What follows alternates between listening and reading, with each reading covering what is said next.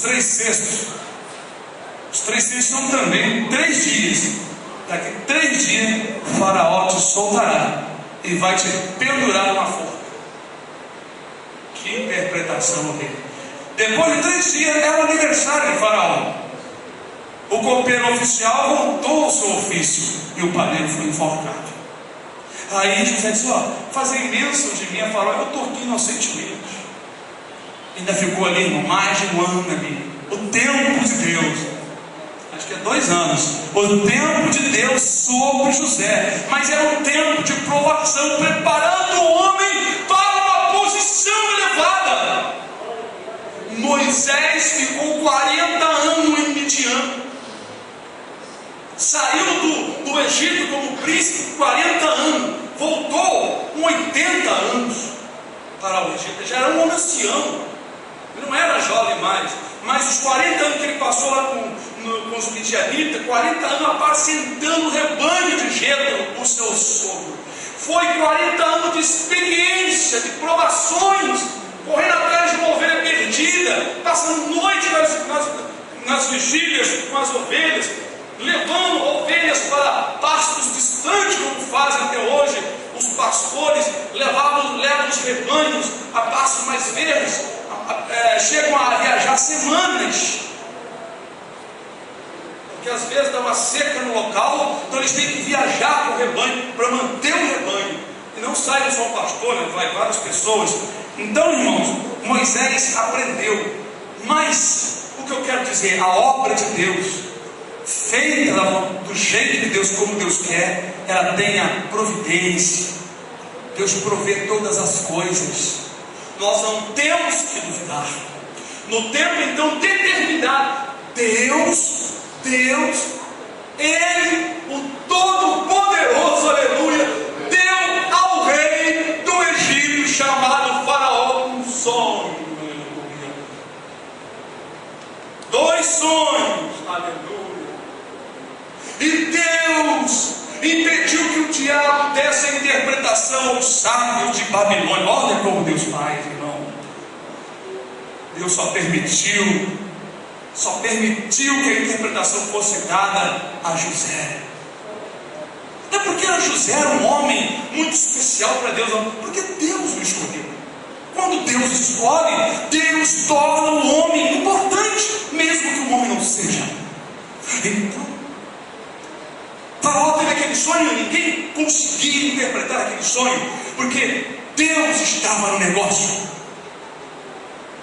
Aí então o copeiro lembra: Senhor, lembro-me quando eu pequei e o faraó me lançou na prisão, e ali eu estava por causa das minhas transgressões, e então eu tive um sonho, e o padeiro também sonhou, e lá tem um hebreu que ele interpretou o meu sonho e o sonho do padeiro, e assim como ele falou, assim aconteceu.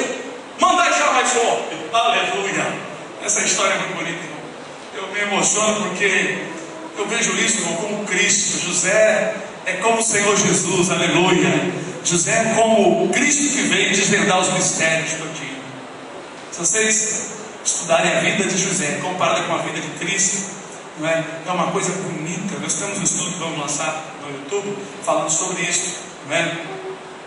Irmãos, é uma coisa muito bonita mesmo, a comparação, até os filhos, como José foi vendido, como Jesus foi vendido, não é? Como José foi para a prisão, como Cristo foi para o Calvário, não é? José saiu da prisão para ser o governador abaixo de Faraó. Jesus foi ressuscitado para ser, não é? O dominador abaixo de Deus. É uma comparação tremenda e maravilhosa.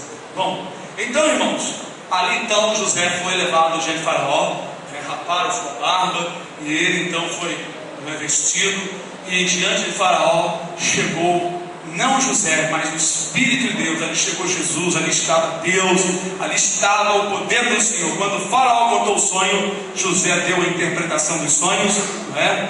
Das 5 vacas gordas, 5 vacas magras, das 5 espigas bonitas, cheias, e das 5 espigas feias, não é?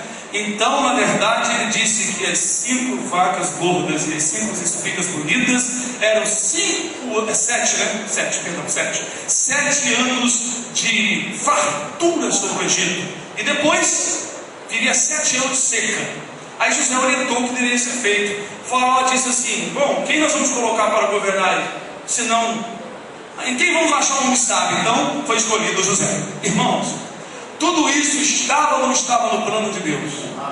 Olha, irmão, se eu fosse estudar minuciosamente os detalhes dos sonhos, os 12 irmãos de José se inclinando a ele, significa as 12 tribos de Israel que vai se inclinar diante do Senhor Jesus.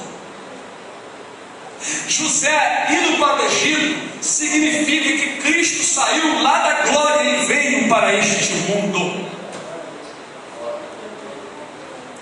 As comparações são muito bonitas, irmãos.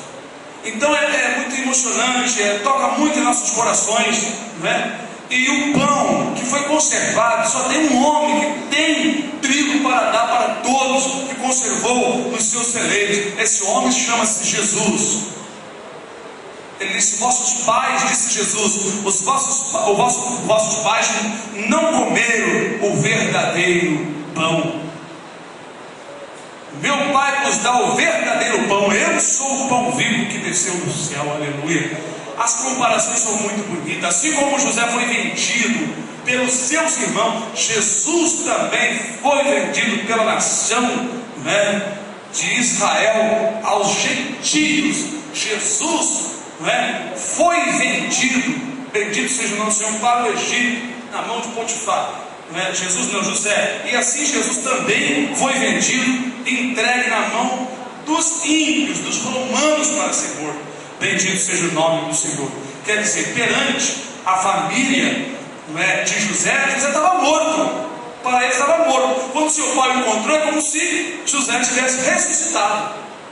Então, para os judeus, o Messias, para alguns, né, já morreu ou não veio. Mas naquele dia, Cristo, o José verdadeiro, vai aparecer perante as 12 tribos de Israel. Aleluia. Mas, irmãos, quantas vezes nas nossas vidas existe um plano? Deus tem um plano. Este plano é uma obra traçada por Ele na vida de cada um de vocês. E muitas vezes o inimigo procura nos desviar da vontade de Deus. Muitas vezes nós corremos da vontade de Deus, duvidando da providência, achando que não vamos conseguir. Ora, Deus é soberano. Quando Ele chama, Ele prepara todas as armas, todo o alimento, todo o sustento, tudo que é necessário para nós caminharmos e chegarmos aonde Ele quer. Só basta crermos, aceitar e continuar a caminhar. Disse Jesus: aquele que põe a mão no arado e olha para trás não estará apto. Moisés, se não fosse aí Deus irá com ele e repreendê-lo, ele na verdade iria ficar olhando para trás. Deus pôs a mão nele no arado para ele trilhar, preparar aquela terra difícil, né, que era libertar o povo de Israel do Egito. E ele já estava olhando para trás. Ele estava olhando para o seu defeito, estava olhando para a sua debilidade. Quantas pessoas na igreja, novas no caminho do Senhor, começam a se achar pequeno demais. Eu sou pobre. Começa a se achar defeituoso. Eu sou feio, minha roupa não é adequada, eu não tenho muita roupa e sapato para estar diante dos irmãos. Irmãos, nós não temos que questionar isso. Nós temos que crer e caminhar com fé. Porque aquele que crê e caminha e não olha para essas coisas, irmãos, mas olha simplesmente para Cristo, ele é um vencedor. Olha, um pobre que fica preocupado com a sua pobreza, sabia que o coração dele está contaminado? Irmãos. Mas se o pobre colocar o seu coração no Senhor, a confiança dele está no Senhor. Se ele tem muita roupa ou pouca roupa, isso não importa.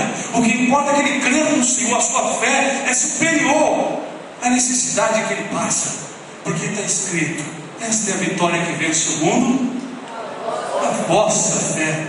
Lembram de João Batista? Será que todos os dias João Batista trocava de roupa, como às vezes nós temos uma roupa diferente? A Bíblia não diz isso não.